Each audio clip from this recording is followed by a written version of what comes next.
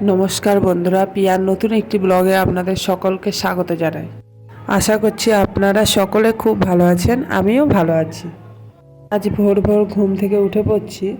আজকে সকালে ভাইফোঁটা। আমাদের এখানে ভাইফোঁটার আগের দিন ভোরবেলা দেওয়ালি পালন করা হয়। অনেকে এটাকে সুখ দেখানোও বলে থাকে। তাই সকাল সকাল ঘর বাড়ি পরিষ্কার করে চলে এসেছি পুজো করতে। প্রথমেই স্বস্তিক চিহ্নটা এঁকে নিয়েছি। এবার একে একে বাকি পুজোর কাজগুলো সেরে নেব। ঘরের সামনে আগেই মোমবাতিগুলো জ্বালিয়ে দিয়ে এসেছি। এবার মন্দিরে মোমবাতিগুলো জ্বালিয়ে দিয়ে নিয়ম আছে, এই পুজোয় নাকি শালুক ফুলের মালা দিতে হয়, তাই সেটাই পরিয়ে দিলাম তুলসী মন্দিরে। সবাই বলে এই সুখের হলুদ ভাইদের গায়ে ছুঁয়ে নাকি ভাইফোঁটার অনুষ্ঠান শুরু করা হয়। আসলে আমার মায়ের বাড়িতে এই পূজাটা কখনোই হতো না। এখানে এসেই এই পূজাটাকে আমি প্রথম দেখেছি। কোথায় কোথায় এই পূজাটা হয় কমেন্টে জানাবেন। ওদিকে মেয়ের বাজি ফাটানো শুরু হয়ে গেছে। আর ছোট মেয়েটাও সকাল সকাল উঠে পড়েছে। এবার শুরু হবে আসল কাজ, সুখ দেখানো।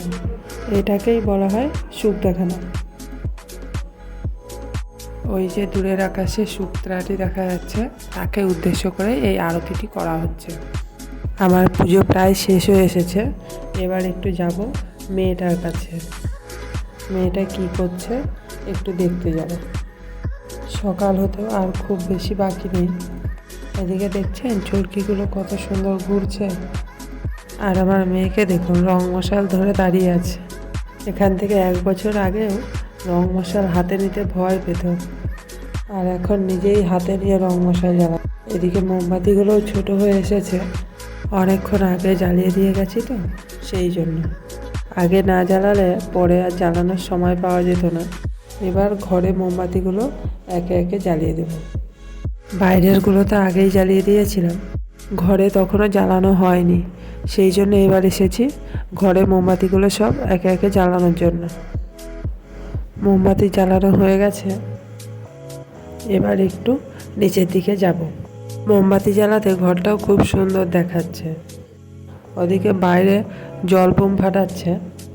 ভাইফোঁটার ভিডিওটা দেওয়া হয়নি। মেয়েটা তখন এত কাজ ছিল, সেই জন্য ভিডিওটা আর করা হয়ে ওঠেনি।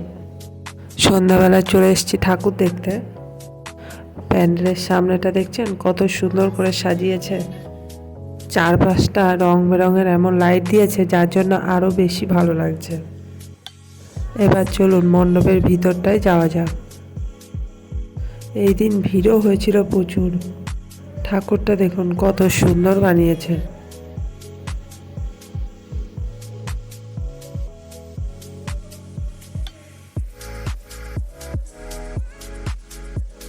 এবার ওখান থেকে চলে এসেছি আর একটা প্যান্ডেলে।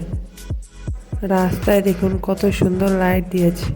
এখানেও 4-5টা খুব সুন্দর করে সাজিয়েছে।